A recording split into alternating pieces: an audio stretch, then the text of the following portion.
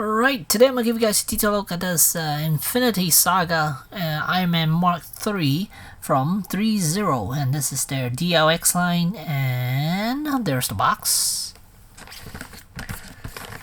And on the back, just a lot of verbiage. So let's get into it. Alright, and here we have Iron Man Mark III outside of packaging, and so let's go over accessories first. We have two forearm rockets, bunch of hands, go right there, 4 sets of hands, and then we have the Infinity Saga base with Iron Man Mark III on it, and then I think that's just a tool, and then there's a articulated arm and 4 effect pieces, and that's everything. And let us take a look at the Iron Man Mark III figure first. So the red, it's pretty good actually. In person it doesn't look as bright as this.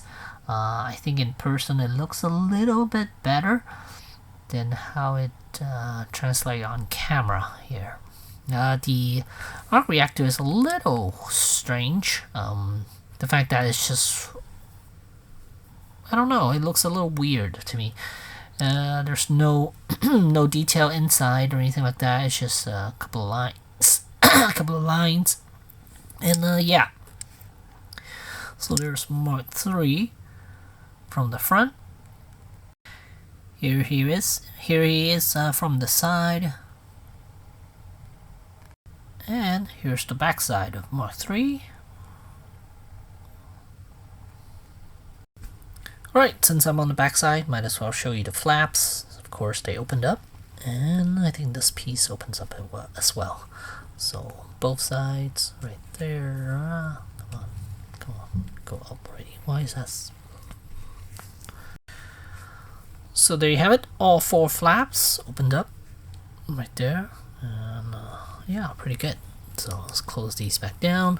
Let's take a look at them from the front. The head sculpt does look pretty accurate. The gold color is nice, and I guess you could kind of see the red is not as bright, which I like. I think it's more accurate to the movie version than all the other brands that made the Mark III so far. I really like the head sculpt here. It's very, very accurate. And then this for the shoulder pads. Let's see, there's hinges in there. Okay, and let's go for articulation. Head sculpt for the Mark III, go about that much. Looking up and then looking down a little bit more. And then let's see, torso, can it be extended? No, it cannot. I think the only thing it could do is about that. So if you want to create a flying pose, I guess you could still do it. So right now he's looking, yeah, more towards down a little bit, not looking really straight. And the chest, I don't think it can go up any higher than what it is right now, so it is limited. The arms, oh god, these are stiff. Let's move the hinge out of the way a little bit. Let's see here. I don't know. Don't want to.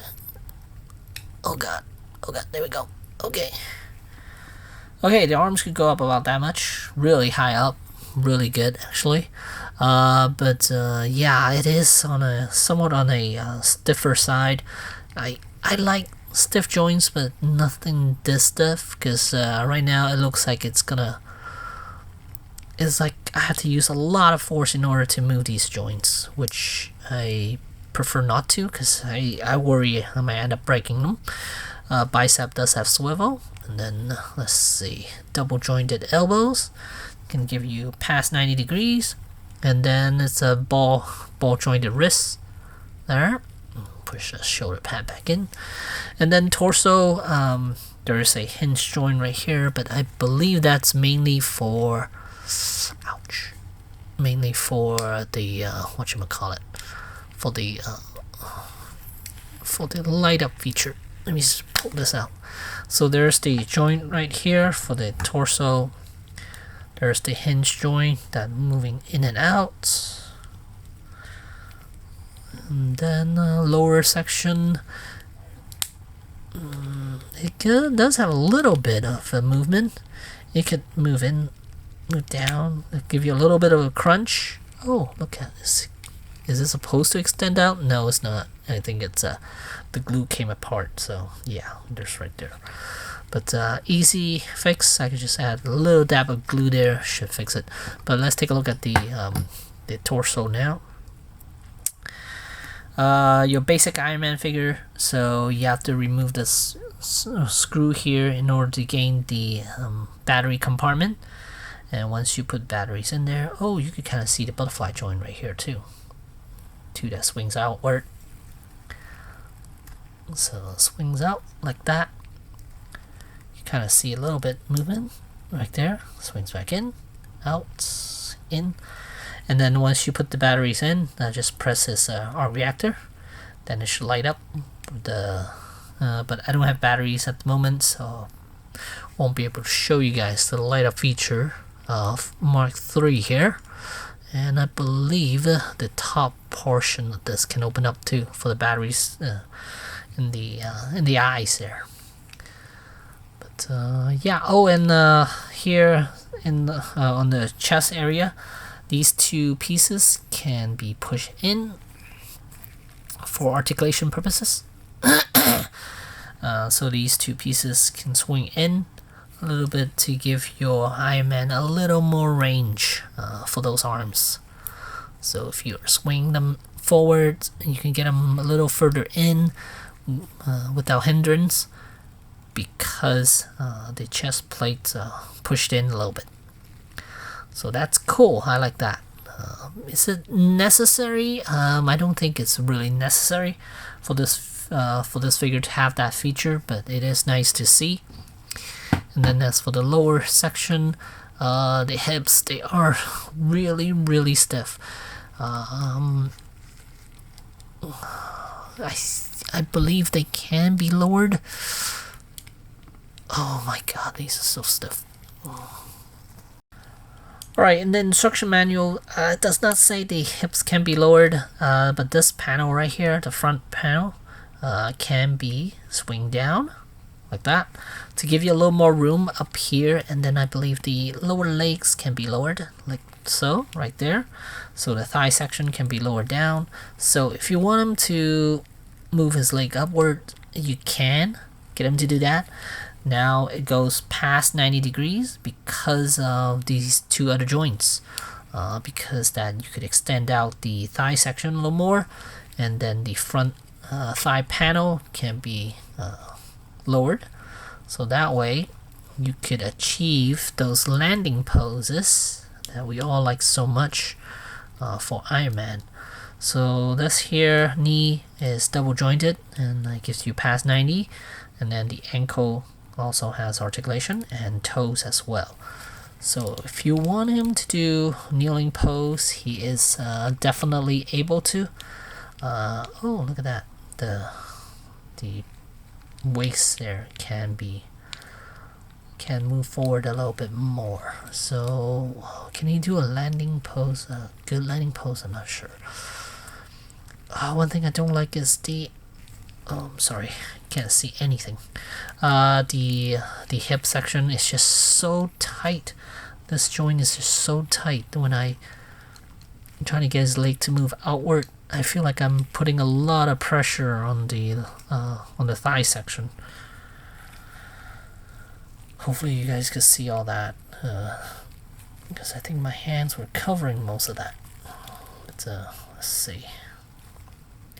So can he still do a Can he still do a landing pose? I'm not sure now. Let's see. Push this back in here a little bit. Okay. And then swing this one out a little bit. Okay. Lower this portion as well, just so I can give him a little more room to work with.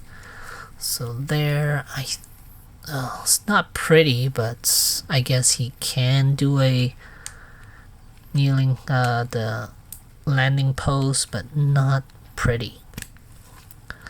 not a pretty landing pose. Not a yeah, not that pretty.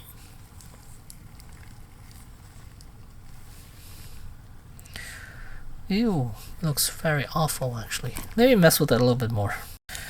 Alright, so as of right now, I am not able to get him to do a landing pose, a proper landing pose. Yeah, it looks really janky right now, but yeah, unfortunately, not able to do that. But not to say that this figure cannot achieve that pose, but it's just the way I'm working on it right now and the limited time that I have that I want to spend on this, just unable to achieve that. Oh my god. Okay, so let me push this leg back up. Alright, here's him doing a repulsor blast pose. For some reason I just can't get him to do a natural looking pose at the moment. I'm not sure whether that's the figure or whether I'm just not into it at the moment to give him a really good looking pose. But yeah, something's off. I'm not sure whether it's the figure or me.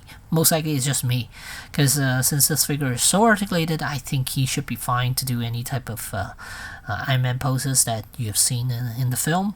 So yeah, overall I do really like the figure, and price is it's good. I believe this figure is $99, and you really can't beat that. For $99 you're getting quite a hefty figure. It does have metal pieces, but not fully die cast or anything like that. It does have light up features, light up chest and light up eyes. That's nice, and it's painted really well. And a good amount of accessories, not a lot. You don't get a head sculpt or anything like that, but still it's a really good figure. So if you're an Iron Man fan, you definitely want to check this one out, because I think you're gonna be happy with this figure. Granted that he might not be able to give you a landing pose, but he should be able to give you a lot of good poses overall. And the price point is very affordable if you compare to other figures out on the market. Even the Hasbro figure is currently is what, 30, 35, somewhere around there. And SHF are roughly around 50, 60. Yeah, I think somewhere around there. And the Mayfex is almost 100. So if you're comparing price wise, I think this is a very affordable figure for what you get. So there you go. There's Iron Man Mark III.